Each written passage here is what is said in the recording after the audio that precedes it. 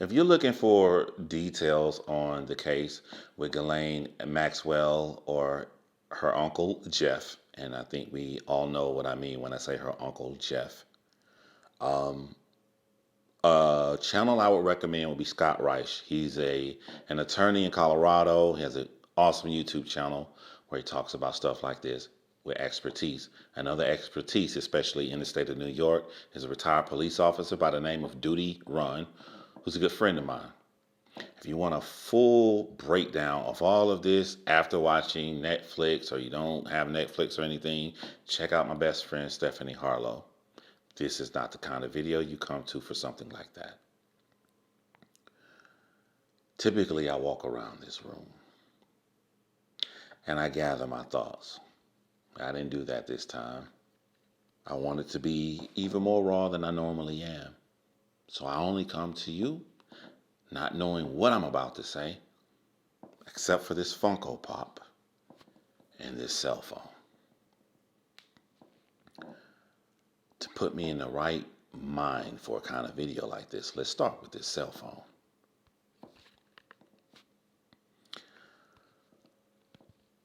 Oh boy.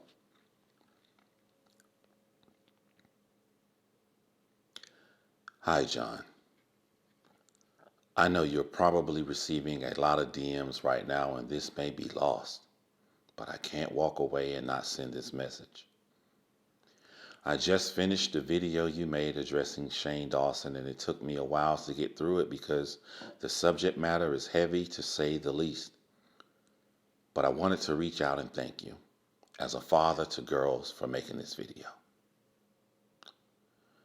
I was a victim of sexual assault as a small child.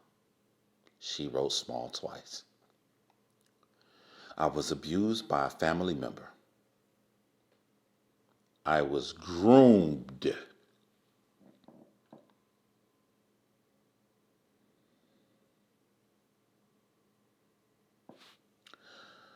I was groomed into staying silent, and I did. I kept my mouth shut like my life depended on it. This initial instance began a pattern in my life growing up, a pattern of silencing myself, a pattern of saying yes because saying no was terrifying. I want to repeat this.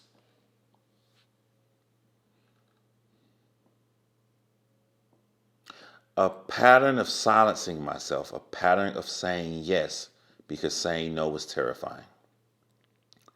A pattern where consent did not exist for me. I ended up getting married extremely young to a sexual predator and was abused by him and his father for the duration of our short marriage until I found my voice and I left. I share all of this because I think it's profound and powerful to have faces to put to those who we are defending. I was put in a position where people brush all my encompassing abuse off as mistakes. They say people change. They say you're being dramatic. But I knew the truth, as I think these girls in your video about Shane knew theirs.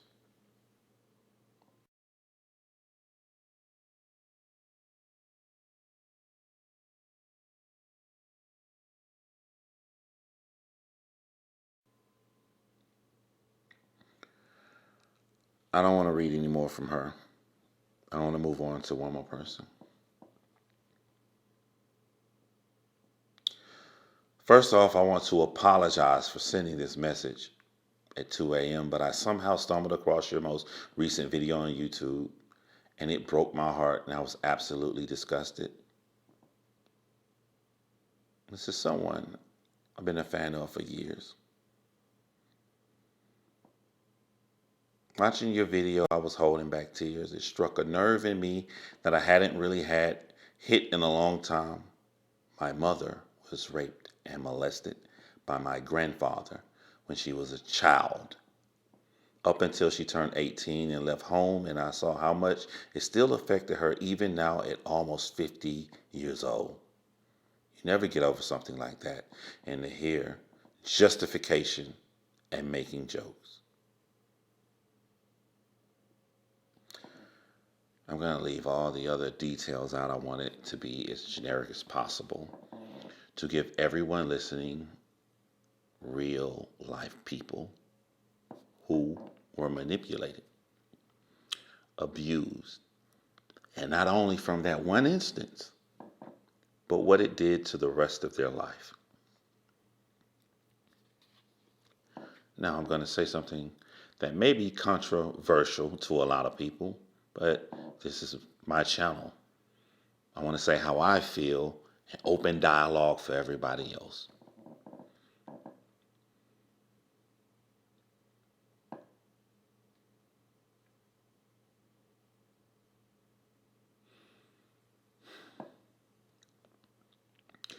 The biggest minority group in the United States of America, Caucasian women. And this is important to me because I try to relate empathy through different people to feel someone else's experience. What I see a lot of people doing wrong, they don't know how to relay true empathy. For instance, I don't care how much I scream, how much my face shows.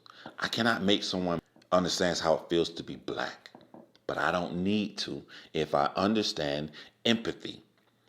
All I simply need to do is find something you go through that you have been marginalized to. And you feel that marginalization, and you can understand how I feel my marginalization. So when you look at white Caucasian women in the United States, they are the largest minority because they are women. Women are marginalized. Women are treated unfairly. So when I talk about racism, I need this massive marginalized group. When I say stuff that they don't feel, that they can't believe, they can't understand in their head, I don't believe every black person is treated that way. But you understand how women are treated, and you understand how men are when they don't believe you. But you know what you go through, and you know what you see. Do you understand how people don't believe you? It's the same way that I go through this and people don't believe me. What does this have to do with this video? John. Because I think that Mrs. Maxwell is an Uncle Tom. If you don't know what an Uncle Tom is, Uncle Tom was that one black slave that was close to the dangerous person that was putting everyone in captivity. And instead of him using his powers for good, he used it to help the evil massa. He turned on his own people. Miss Maxwell turned on her own people. Miss Maxwell turned on white women. She turned on women in general. She turned on little girls that put their full trust in her. I try with everything, but I guess that there's such certain things that hit me in the one life I've had to live that's going to stay in my head forever. So for the one example I've already used in the Vera video, when they walked Vera down to her death, when she wanted someone to go with them that she trusted,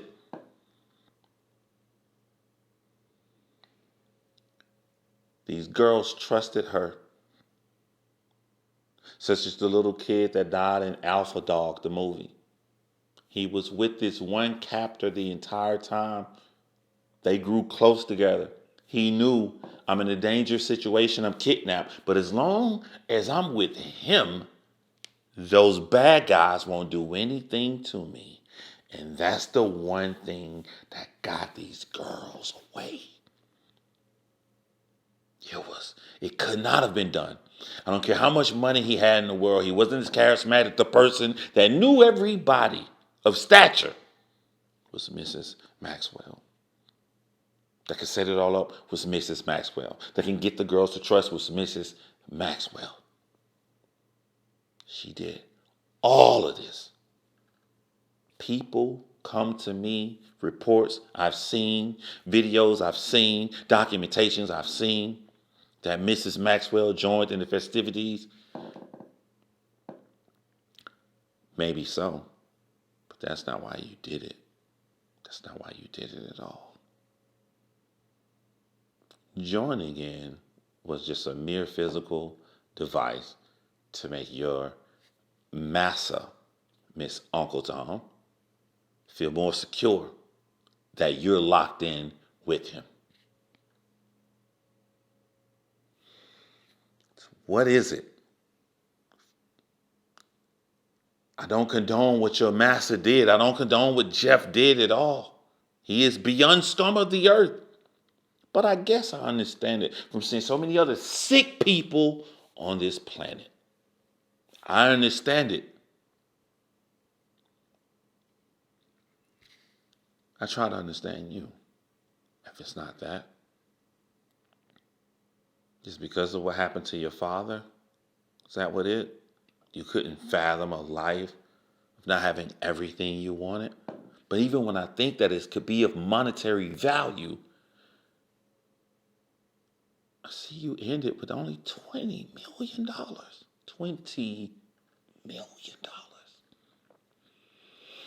That may be a lot for some people, but when you're rolling around with the Prince of England, the President of the United States of America, several presidents of the United States of America, when you're rolling around with the most powerful people on the entire planet for decades, $20 million is what you did it for. I had to look this up. I had to go. It just piqued my interest.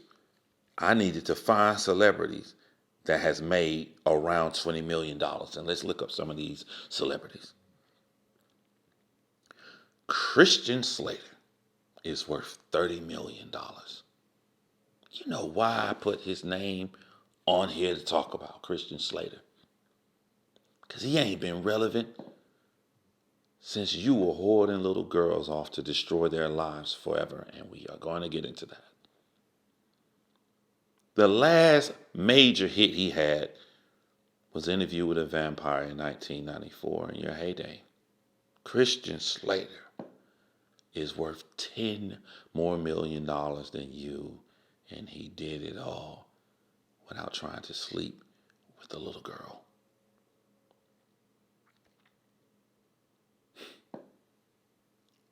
Colin Kaepernick is worth $20 million.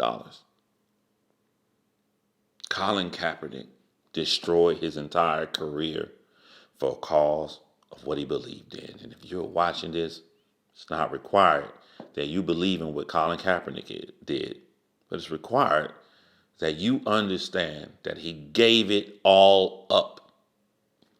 He lowered down to $20 million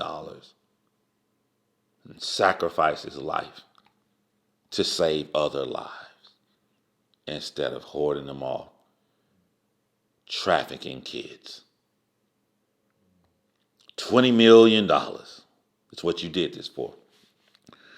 Macaulay Culkin is worth $15 million. The man hasn't been relevant since you thought that you was in a serious relationship with Master Jeff, Auntie Tom. He's worth $5 million less than you have now. $20 million. Mandy Moore is worth $10 million. You know what I think about when I think about Mandy Moore? I think about the number 4. Britney Spears, Christina Aguilera, Jessica Simpson, and then Mandy Moore. But after this whole corona thing is over with, she'll go back to a hit show mentally happy that she didn't sacrifice the lives of little girls to continue to increase upon her $10 million. As pathetic as this sounds, this is all about you. You know the craziest thing about life is actual life. The baby comes. You're in the hospital. You're so ecstatic. You don't know why you're ecstatic. You know the general premise. I'm having a baby. I'm about to be a mother or I'm about to be a father. But beyond that, there's this overwhelming positive feeling that takes over your entire body. It makes you cry. It makes you feel less pain as a mother in labor. It just consumes your whole body that you're putting this baby on earth. And I know it's me as a father after that whole experience, and I look through the glass and they're weighing my baby, and my baby is laying there, and I say, oh my God, I am responsible for another life. What's weird to me is that while all of this is happening, the mere existence of your baby, you have subjected it to some of the most horrific pain they are going to ever experience. They will only experience this in life. They are, in fact, going to experience pain. But we want that pain to be crying for not winning a baseball game, falling off a bike, not making all A's on their report card, scraping the knee. As much as it hurt, we all going to go through it, experiencing the pain of losing your first love. And as horrific as all of those things may be for any human being, no matter what age on this planet, at the exact time they experience it, no parent, no one ever wants their child to go through the experience that you offered these young girls.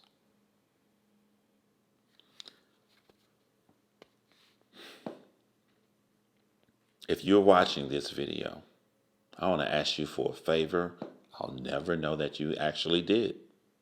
If you're watching this video and you're in a state that allows you to leave your house, tomorrow, if you plan on going somewhere that you have always gone, you've always been to, when you travel this route to get to this location, put an example, but you could be going anywhere. Just put in an example. If you're going to Walmart and you normally get to Walmart by driving 2 miles, turning right, wait at the red light, turn left, turn another right, turn another left, and there's Walmart. I want you to drive 2 miles. I want you to turn right. I want you to turn left. And then I want you to turn left. That's it. That's all I want you to do tomorrow. I want you to take one street on your route, and I want you to turn the opposite direction. You don't have to keep doing this. Once you turn that way, do whatever you got to get to the place you've been. I want you to know that if you plan on doing this tomorrow, that the guy that you're looking at through the screen has 110% changed your life forever. You know how I changed your life? Had you turned the normal way you was going to get there, you probably would have got there fast enough that as you was parking, you saw this lady in some red pants, and this lady in some red pants triggered your brain to remind you to get apples. And instead of you turning left when you went into Walmart to go get the shirt, you went right to get the apples from that little insignificant decision. And turning right to do this caused you to go to the frozen aisle right next to the fruit to pick up a frozen pizza and go ahead and get all the other foods going down the aisle.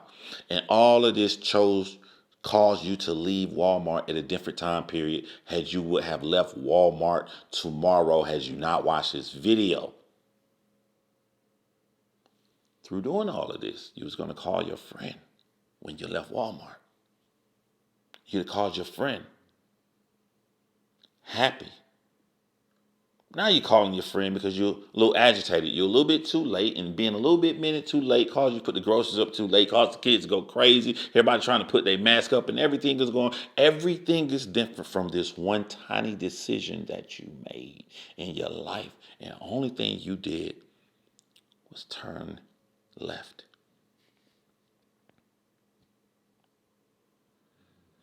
What do you think she did to these little girls by making the decision to skip school that day and come to this mansion where they think that they're going to be safe with this woman that they like? And she pulls these little girls in a room and she tells these little girls to massage this wrinkly, old, degenerate male. And they feel very uncomfortable. They feel very unsafe.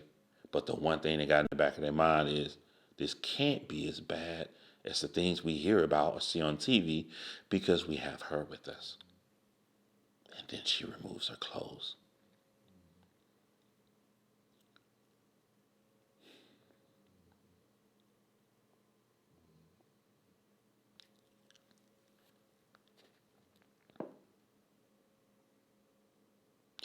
Let's do the reverse situation of what I just did to you, to Mrs. Maxwell's victims.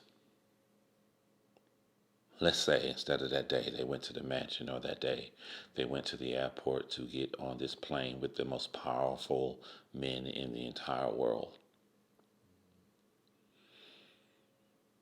Let's say they went home that day. Let's say that they was going to play their little brother in Super Mario, and the euphoric of getting to a new level that they got to that day that they didn't get to last time they played with their little brother caused a whole chain reaction of positive vibes in their mind that when they went to school with, then the cold loneliness, abandoned feeling they got from going to the mansion that day. Now let's look at these two roles that we have here.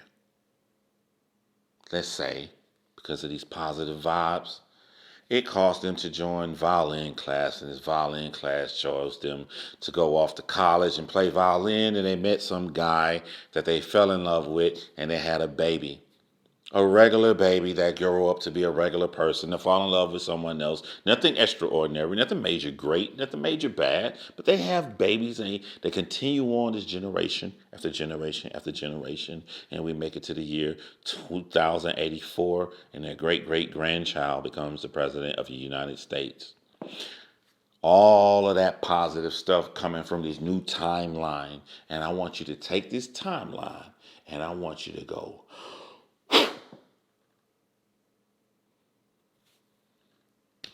it never existed. The only thing that really exists is the blood of the red timeline that Mrs. Maxwell gave these little girls. The pictures that you see of them sad as little girls that led them on the pathway that they are on now.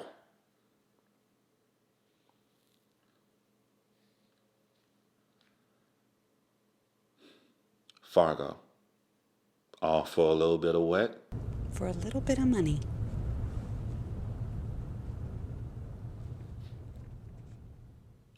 Which leads me to my Funko Pop. And what I love about Funko Pops is that a lot of people like them because of the big heads or whatever. I like them because there's so many. There's millions and millions, so many different kind of Funko Pops that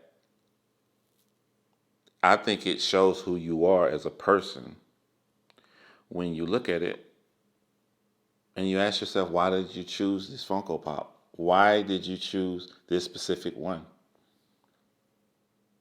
I chose Mrs. Marvel.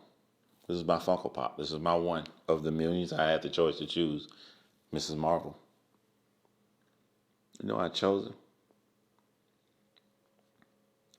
because my entire life I have been told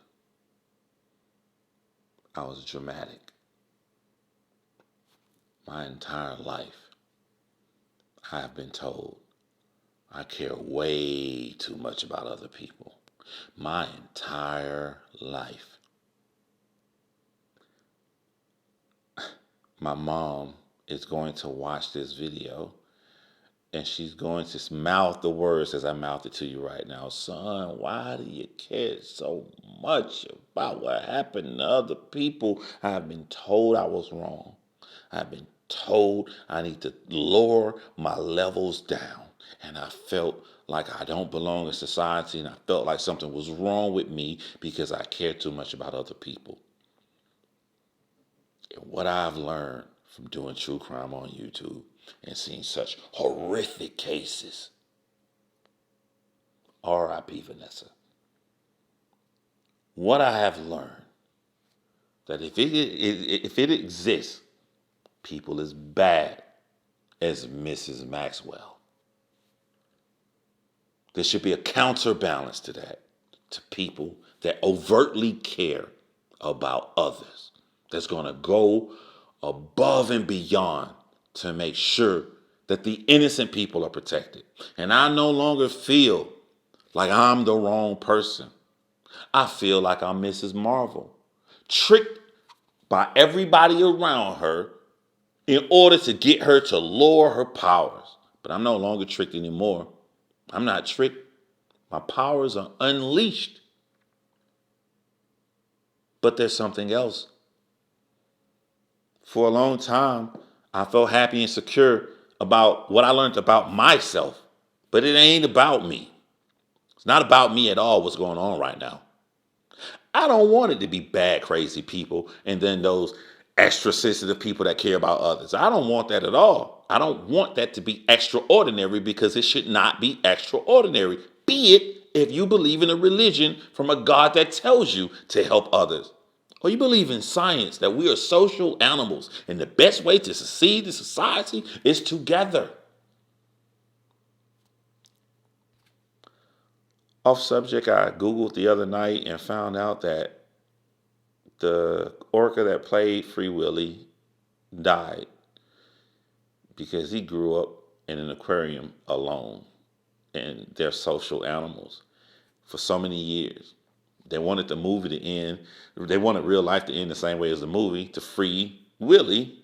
And we did. We freed him and he died. He didn't know how to get along with society. Because we are social animals.